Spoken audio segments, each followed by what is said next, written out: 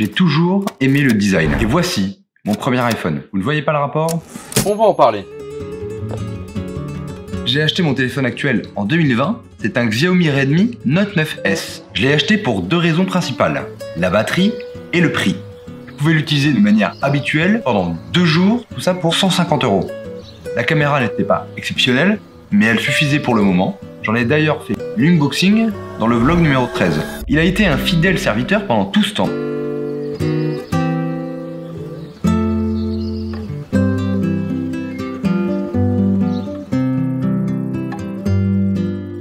Et je l'ai acheté à un moment très particulier de ma vie. Je rentrais au lycée.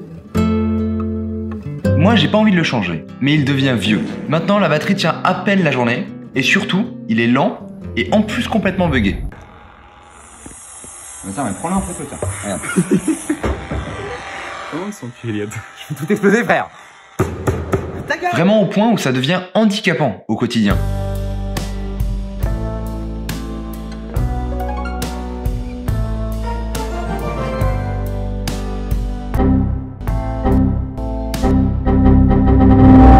Je dois donc changer de téléphone et une marque me vient en tête. Cette idée me vient en tête pour 3 raisons. J'aime le travail de design de la marque, j'aime l'attention que la marque porte à l'utilisateur final, et surtout, je n'ai jamais eu d'iPhone, donc je suis assez curieux. Mais pour une question évidente d'argent, je ne voulais pas acheter Apple. Donc j'ai essayé de me convaincre que j'avais pas besoin de changer. Et surtout, j'ai l'habitude de pousser toutes mes affaires au plus proche de leurs limites. Mais mon envie de quelque chose qui marche a repris le dessus. On n'en peut plus. Le téléphone rend fou. Est-ce que vous comprenez ou pas? Ta gueule! Je suis décidé. Je vais acheter un iPhone et je vais le prendre d'occasion. Ah, trop cool. Ouais. Trop bien. Trop génial. Ouais, trop cool. Maintenant, quel iPhone je dois choisir? Ah, vas-y. Dans mon viseur, j'ai 3 modèles. En premier, l'iPhone 12, pour son prix attractif et son efficacité démontrée. Le principal problème du 12, c'est qu'il ne va pas pouvoir tenir dans la durée à cause des mises à jour logicielles. Ensuite, l'iPhone 14. C'est une bonne alternative entre le 12 et le 16, et en plus, il va pouvoir tenir dans le temps beaucoup plus longtemps. Ce modèle reste encore un petit peu cher, mais surtout, il n'a pas les dernières fonctionnalités importantes présentes dans le modèle suivant. Et enfin, il y a l'iPhone 16. Parce qu'il a Dynamic Island, il a Apple Intelligence et le bouton d'action. Ah, ça c'est la classe. Mais surtout, en termes de mise à jour, il va tenir bien plus longtemps dans le temps que les deux autres modèles. L'iPhone 16 a un gros défaut, qui est d'ailleurs son seul défaut, le prix, qui est légèrement tout petit peu au-dessus du budget. Légèrement. Pardon ?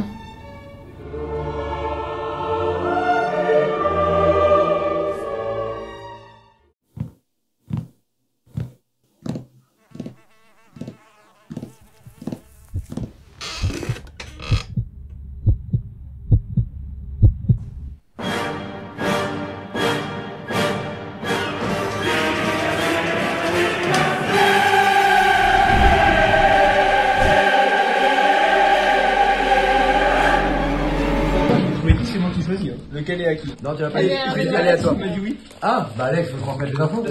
Oui, il était Bah, bien sûr. une main qui porte la poisse. Putain, j'adore, je vais faire tomber les deux d'un coup. Ouais, mais dans la sensation, dans le moment. Attends, viens. Ah mec. Ah, les boîtes d'iPhone. Ok, il y a des détails qui sont vraiment différents. Alors, c'est la batterie. Ouais, il y a une truc croustillante sur la batterie. Qui veut choisir? Main gauche ou main droite? Moi, je veux bien celui de droite. Allez. Là, je suis plus que notre. Je veux pas spoiler, mais il y en a un qui est à 85% et l'autre à 100%.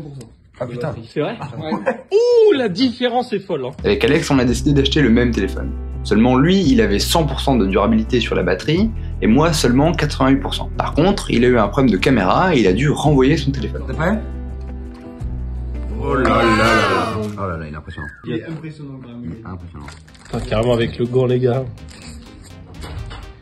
Ah là là, il est terrifiant, il est magnifique. J'ai finalement décidé de prendre l'iPhone 14.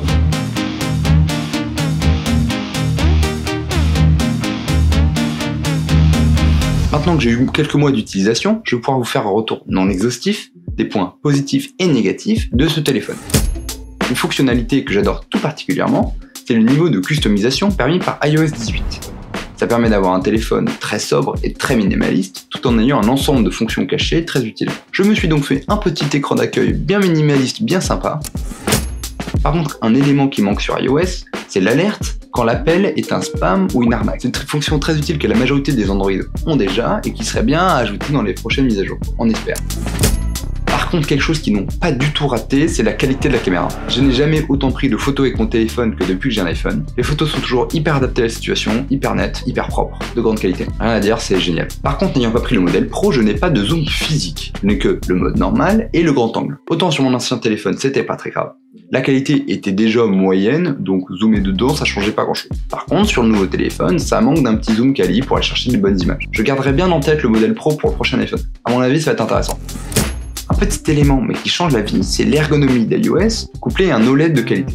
Ça permet d'avoir un téléphone qui passe d'une application à l'autre sans aucun souci, sans problème de performance. Ça permet aussi de réduire la fatigue oculaire. Et ça permet d'avoir des images absolument magnifiques, que ce soit sur YouTube, quand on regarde un documentaire ou une série. Un autre élément négatif, c'est, personnellement, mon application paramètres fonctionne pas très bien. Quand je vais dans sécurité, ça fait crasher l'application paramètres. Je n'ai pas compris pourquoi. J'ai fait toutes les mises à jour. C'est un peu un mystère. Le dernier élément pour couronner le tout, c'est évidemment l'écosystème Apple, avec les AirPods qui se connectent automatiquement, ou même le système MagSafe qui permet d'avoir un chargeur sans fil, ou un porte-carte intégré et magnétisé totalement au téléphone. Ça, je trouve ça absolument génial, c'est hyper pratique. Je vous remercie d'avoir regardé cette vidéo. À l'année prochaine.